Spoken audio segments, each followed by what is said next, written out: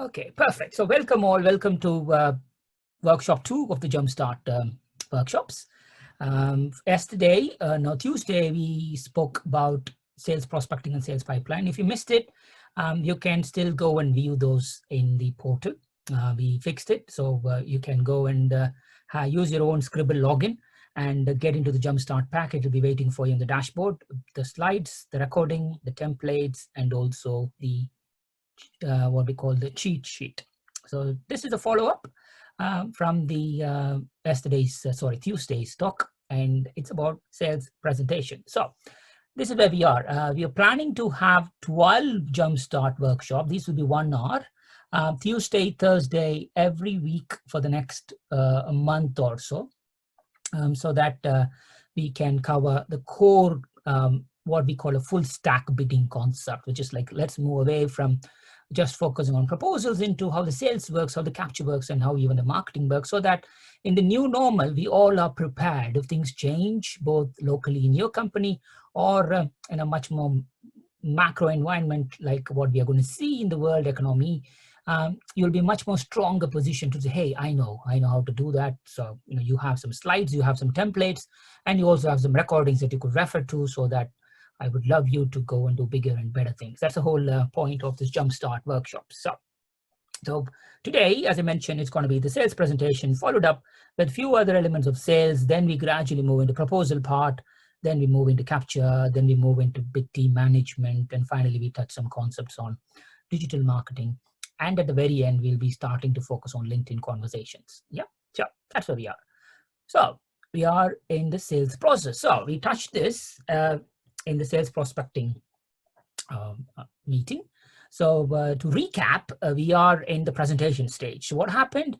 So we know we found out who our target customer is, and we researched them. Then we also reached out to them in multiple forms. It could be, inbound prospecting, as we call it, or outbound prospecting, either cold calling, emails, LinkedIn conversations, some referrals, awards, ceremonies, conferences. Either way, you reached out to them and they're willing to meet you, and even had an informal conversation with them. They said, hey, you know what? Come and present what you're going to do.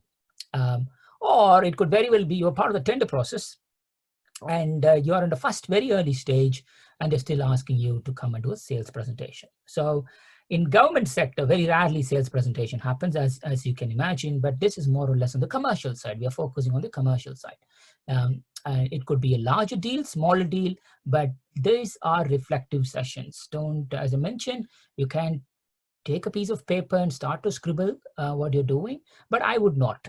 I would just take it as a reflective session to start to focus on how things work in your company. And you can use this to just say, hey, is there anything else that you could do to improve, or at least understand how things work in your company using this overall mechanism. So we know our client and they're inviting us to come and do the presentation, and what can we do? That's the thing. And how can we get the right content? How can we research the right content? How can we present the right content? So that's it. What we won't be focusing on this is we won't be focusing on the real life speaking of the sales presentation. We're only going to focus on pulling a sales presentation. And if you're interested, maybe I can give a talk on how do you actually present yourself, the speaking methods and other things that you could project yourself better on the presentation. That we can do it sometime. If you're interested, drop me a note. We can do a special one. But for now, let's focus on the nitty-gritty of pulling a presentation. Interestingly, keep your exec summary as well, because exec summary is you're physically talking to somebody, but they are not actually listening to you. They are reading your solution. That's exec summary. Whereas in a sales presentation, it's more like we are talking to a person. So it's predominantly the same content, but we are going to use it to speak to a customer. So what I suggest is, if you do have an executive summary from one of your bids, and if you also have a sales presentation from the same bid, see the content. Is it exactly copy paste, or they have done something interesting there? So let's try to test it out. Now, what is a sales presentation? In these recent years, for us, sales presentation is all about Microsoft PowerPoint, or some funky tools. I used some other tools, but most of the time it didn't work. The props and sketches, it didn't work for me. So I'm going back to the old style of PowerPoint. So either way, a sales presentation is a key sales tool, and it's normally a talk. It's normally a talk where your slides are just methods for which you to convey your message. You can, because this is a workshop, I made it much more texty, but you have attended my APMP webinars or some other webinars, very rarely I used text. I use only images, or I use some high-level pictures, just to convey the message one line at a time, so much more powerful. But here, it's more like a workshop. So this is also becoming your material resources. So there'll be more text here. So sales presentation in its simplest form is nothing but your slides. So gradually, what we are going to do with the slides is what's going to make the thing. But in slide, as you can clearly see, there are a couple of things that softly landed here. One is our mascot. So because I am not physically here with you, but at least you can see me through the image. So there he is sharing with you the content. So why the sales presentations are important? We already touched that. A, it helps you to organize your message. B, once you know how your messages need to be organized, you need to see whether your message actually makes sense. So you need to simplify the message. And most importantly, you need to be in a position to make a case. So that's where what we won't be doing in its form here is we won't be doing the actual presentation talk, but let's see how we can convey the same message without somebody actually presenting. So those are the three things. So a presentation needs to have these three core elements. One is it should have the right content. Secondly, it should be presented in a cohesive manner. And thirdly, it should also pull the emotional elements for the customer to just say, hey, you know what? I want to work with these guys, work with these girls, work with this team. So that's it. So objectives, as I mentioned, this can be anywhere part of your bidding life cycle in your sales process. As I mentioned, you have submitted a PQQ or an RFP, they ask you to come and do a sales presentation to talk more. Or you're shortlisted for the next round. You are from the RFP, you are moved into somewhere in between, and they have invited you to present it part of an overall thing. Or, you know what, you are from the final stages, come in the, what we call a BAFO, final offer, and they asked you to come and present your final solution to them. Either way, or in a very simple case, in a consulting transformation type of assessment, here we go, come and present who you are, what you do, and let's see if you're interested, we can take it further from there. So gradually, there are multiple forms, but again, look back in your company, at what stage do you present? And is it the same presentation that you do regardless of what the cycle is, or you do change the presentation every now and then? Also, see what are the content that actually stays the same and what are the content that moves or changes in every bit. Normally, I would hope your company related information will be the same, but your customer related information might be different. But if you're working on the same sector, on a specialist sector, there might be some balance. Again, slowly start to test out what's changing, what's not changing, and what point are you using your presentation, and is this the presentation, the same presentation that you use all the time? So moving on, let's start to use the groundwork. So we call 3 C's. The 3 C's are important in a presentation. 1, your customer. 2, your competitor. 3rd, your what we call a community. So your customer, your competitor, and the 3rd, it's your company. So 3 elements. Those 3 things needs to be managed in a presentation. Again, a very simple test of these 3 C's. How balanced is your presentation? Does it talk more about competition? Does it talk more about customer? Does it talk more about just you? Normally, we say while writing about exec summary, hey, you know what, you need to start with the customer's name. You just need to tell more about customer. So it's 50-50. But I would say make it 30-30-30. Take to the next level. You don't need to mention your competition, but you just need to mention their solution, at least to a certain extent. So 3 points: customer, competitor, and your company. So those are the three things. And the third one is what I call another C, which is your community, which is the market. So how are you going to balance, pull it everything together and say, hey, you know what? I know my market is changing. I know my competition, and we know this is the right solution for you because we know your needs. So I'm not going to read out every single line there, which I'm more or less, I'm sure you will be reading yourself. So that's the important point. So as I mentioned, these are the core blocks. So your company, your competitors, and your community and your market. So how these things interact will dictate how your solution is going to be evaluated by the customer. So moving on. So these are kind of some of the building blocks. So now we know for the three core elements of what might need to fill in the 3 C's. So you should remember the 3 C's or 4 C's if you include the community as well. But now we just need to say, okay, you know what? We now need to start to pull relevant content inside the presentation. How are we going to pull the content? I need to pull the 4 C's, but where do I start? As you always know, start with the customer and understand what your prospects' needs are. At the end of this talk, I will share with you a live presentation, which was submitted yesterday, and we won it today. So it's pretty live, 24 hours turnaround, and we got it's a training presentation, and I will share that with you at the end of it so that you could get a feel for what I'm talking about. So the two things that matters here. One is, yes, we know all the 4 C's, but you know what? Why do I need to talk about my competition? Why do I need to talk about the market? What's a bare minimum that you need to talk about? It's your customer and your solution, and how can you structure and flow your solution inside the presentation so that people can actually get the core message. So those are the two critical parts. So without getting into much details, in the structure and flow, what else are we going to touch? Obviously, the scope of the work. So these are the kind of the building block. So this is kind of going to be a rough slide deck structure. So you are going to discuss the prospect's need, and that's you're in your mind, that's what you're going to do. And you're going to discuss that in a structured flow. So first thing is, here we go, first slide, scope. This is what you told me. This is what we are going to do it for you, right? Confirm, boom.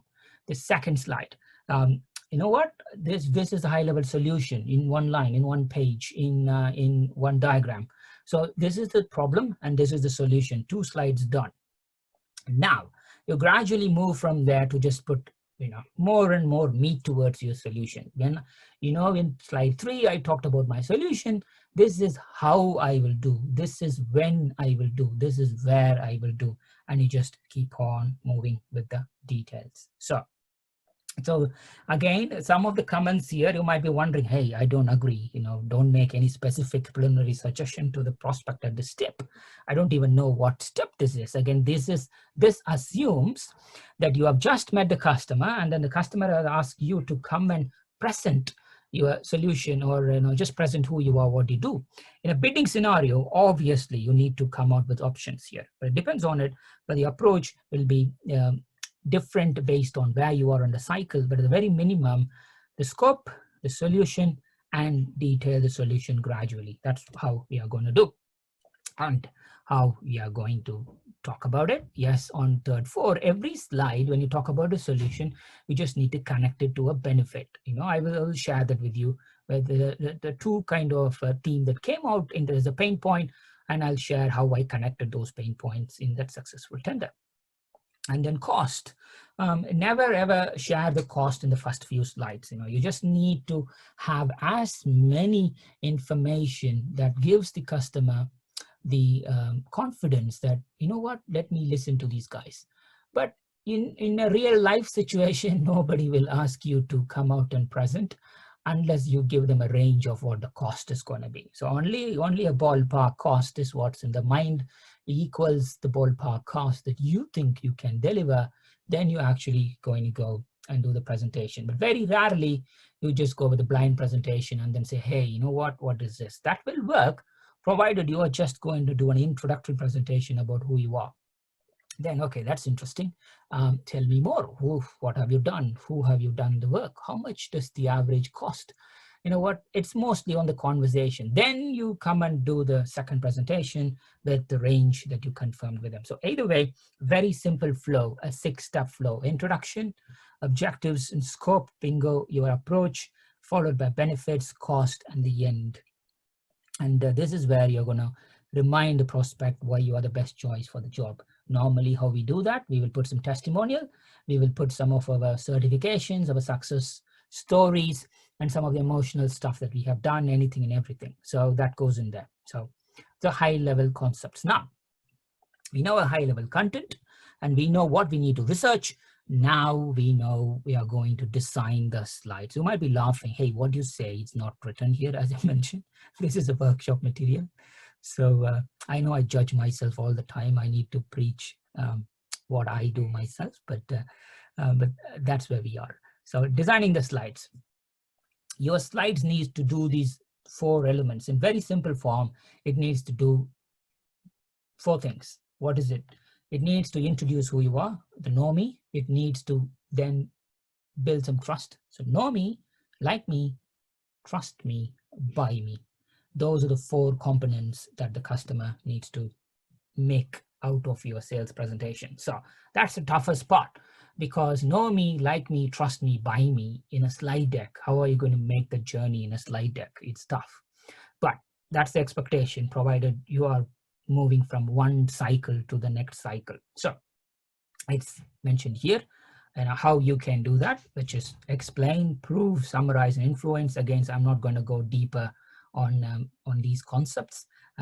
Use photos, focus on one idea at a time, and repeat the same idea in every slide. And some of the element that says, like, you know what, if there are 10 principles that you are going to share with them as benefits, after every principle, to remove the first principle, talk about the second. These are kind of similar points that you're going to use it to simplify your message to your customer. So if you're now, how are we going to actually design the slides? If there's one slide that's important in this whole slide deck, it's this one. It's pretty important, mainly because the flow is pretty critical for you to share the journey to your customer. So the first slide always needs to be pretty impactful, because it's a cover slide, and this is the problem statement and this is the solution, bingo, in the very first slide. As I mentioned, try not to add the cost at the very end or the very first, but add it at the middle or at the end. Then the value proposition, which is the benefits, then a very powerful story. It's pretty challenging to add the story, but you can add the story, because if you attended my time blocking webinar, you would know how I added my father's story in that presentation. So it's similar to any client story that you know that you have created it, and the story could very well be as dry as we have improved efficiency of the customer by 20%. Because of that, their margin improved, or we have given time and time savings to the customer, or because of that, their transformation capability improved, so they did bigger and better things, but there should be some emotional touch point. They should relate to you to a certain extent. So that's always going to be the tricky part on that. So in a very simple term, these are the 6 pointers. If you take it, this is pretty, in a B2B tender-driven environment, and business-to-business tender-driven environment, this is more like structured by your customer's tender. But if you approach that in a smaller value consultancy projects, you can clearly see this. You can really structure this. Anything under $100,000, you can really structure this to make it impactful, because all you need is a fast journey to build up to the customer. And this is how we are doing. Let me continue. So your cover slide.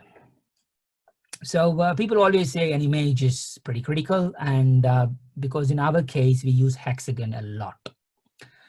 So our slides, mostly the first slide, is always going to be a hexagon, and the hexagon of an image or a mascot, hexagon with a powerful headline. So reimagining X with yes. So that's a title that we used recently, which is like, reimagine your entire, say, big team's transformation in partnership with Baachu Scribble, something like that. So the word is reimagine, and you have a hexagon slightly tilted here and there, and then you can kind of look into, okay, that's interesting. Then you gradually move into why you think you can transform. As a value proposition, I know you guys are experts. I'm not going to dwell deep on that. It's nothing but, what benefits are you actually telling the customer, and why it's just you. So normally the company name helps you, helping your customer with the X service so that you can benefit on this, or you could flip it the other way around and say, hey, you, the customer, can benefit from our solution. It's either way, the important point is the value proposition, and the value proposition needs to be on the headline of every single slide. Every single slide should have a value proposition, a benefit. So, and you're only going to detail the benefit in the value proposition. So the title here say designing the slides essential. So this is a dry workshop slide. If I am actually doing a presentation, I'll be writing the slide that says, if the pain point is, let's say the training and development of my staff, they all are at different levels. So we just need to manage the expectations, bits and pieces. So primarily the title will be managing your expectations using our X solution delivers Y percentage. Something like that, where you start with the customer's pain point, you then add what your solution is, what's the benefit, and so that the customer can actually understand, oh, this slide you're going to talk about that. That's going to be the challenging part. It's very easy to dump as many information as possible, but every slide title and every slide needs to actually convey the picture. That's where it's going to be pretty challenging. So next, now we have a powerful solution. We just need to some or the other, engage that you are going to do that. One way we do our powerful story is through our values. You might have seen the 3 values that we use, which is build confidence, seek purpose, and make an impact. So what it meant is we use our values to very closely. And when we share the story of our customer, we use the 3 taglines to share our story. Build confidence. How did we build confidence in you, in the company? How did we seek purpose? What it meant is this solution actually impacted X people in their life, impacted this.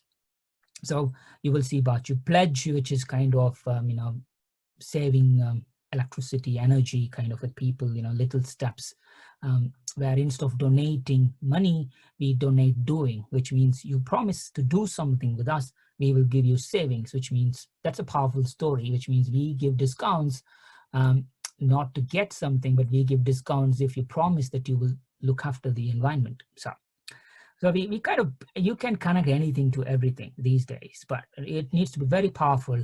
Normally, if you're a values-driven company, this should be fairly straightforward. If you're not, and if you just keep on talking about just savings, efficiencies, transformation, benefit, this is where most people start to lose the trick.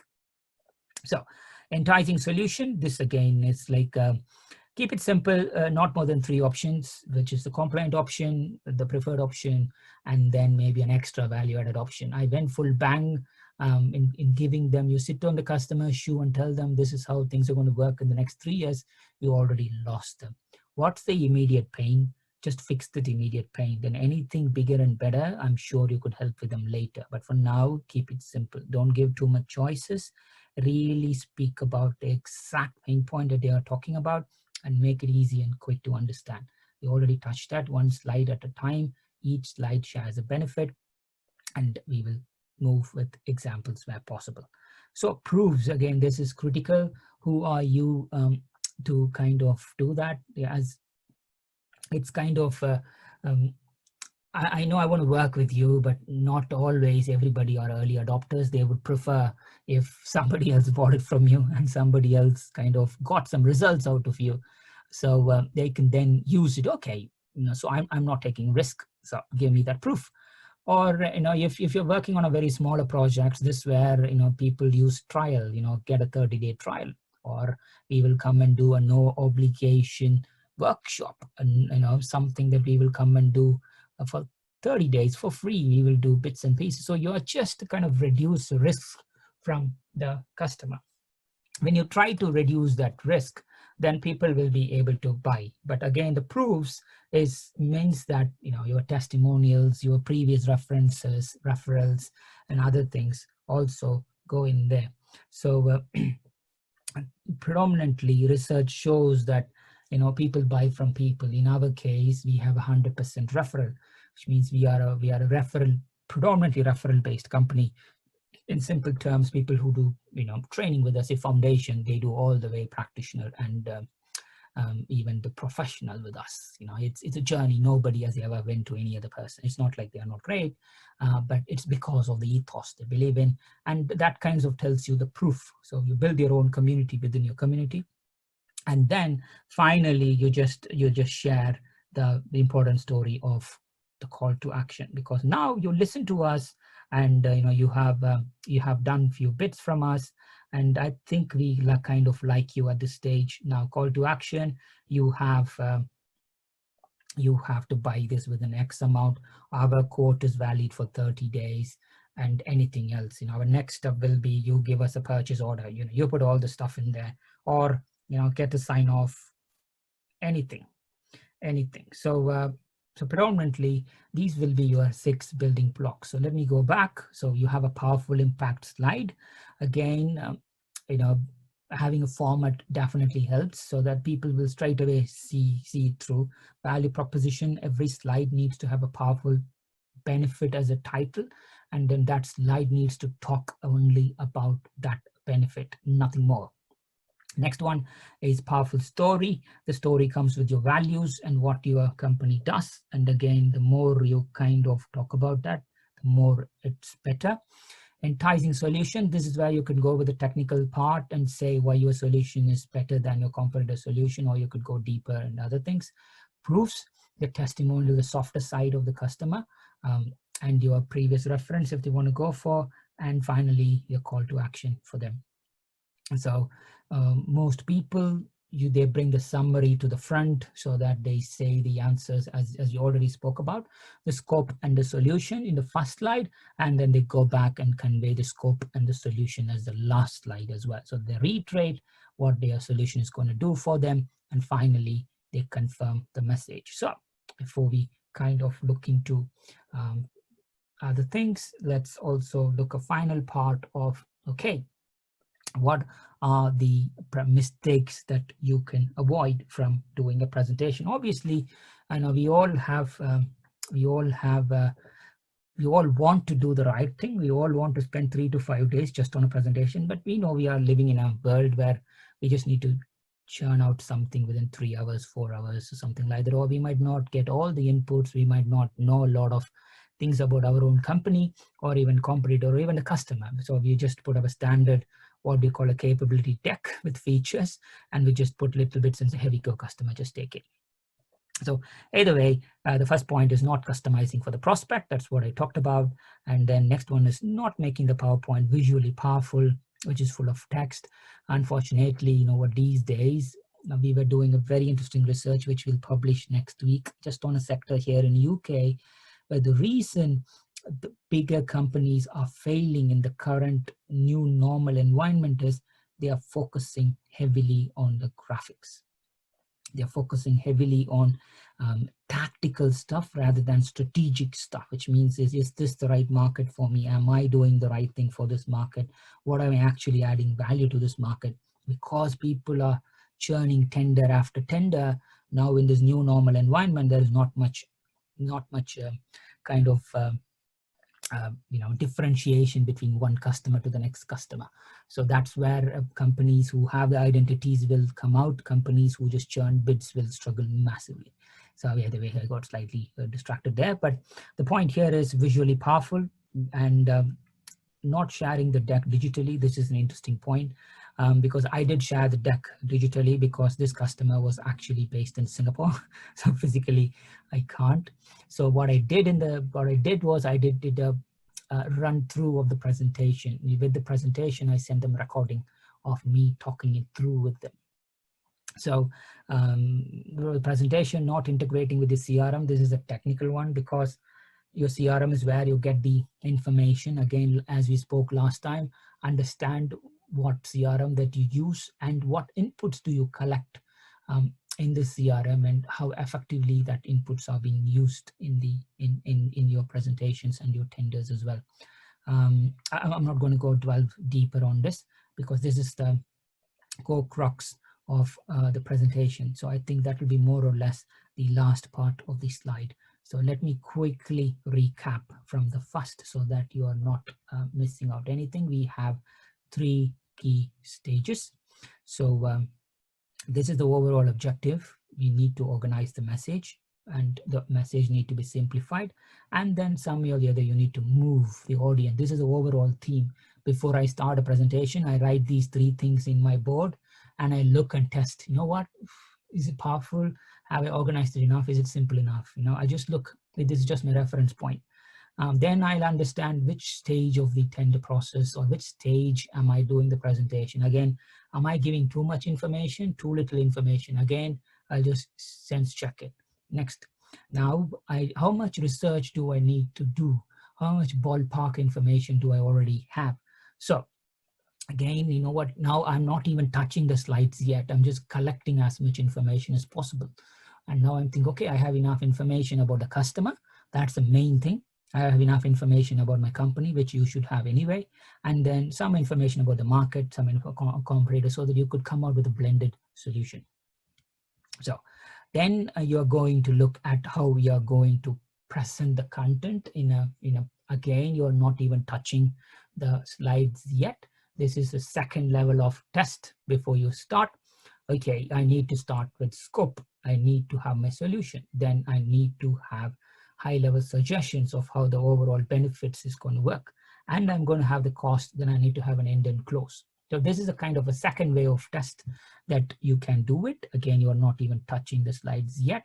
Now your slides, is it doing the 4th thing? Is it helping me to know me, like me, trust me, buy me? Does it kind of gives them the feel? What is it actually telling them? You know, normally the buy me part is always comes out strong. Hey, buy me, buy me. Hey, you know what? That's what you're normally good at. That's like asking for a date on the first day and asking them, hey, would you like to marry me? So, so it is challenging. Nobody will trust you on a date, on the first date. So, so it's going to be a challenge in a way that how is your structure? Again, write it out and say, you know what? I've done my presentation, the 3rd level of test. What feel am I getting out of it? You know, if you can't do it, challenging. When you're doing it yourself, ask somebody to go for it. Then comes the actual design of the slides. A cover slide, a value proposition, which is every single slide as a benefit, not more than 10 or 12 slides if possible, and 30 minutes, 20 minutes ideal. So how can you present the content within 20 minutes? Like 20 seconds a slide is the right way. 6 minutes max if you're doing a powerful slide presentation, but 20 minutes maximum. So impactful, we already touched it, powerful story, more or less values driven, which is like who we are, you know, who we are, and solutions as we spoke about, and finally the mistakes that you should avoid. So before I move, I think that's done.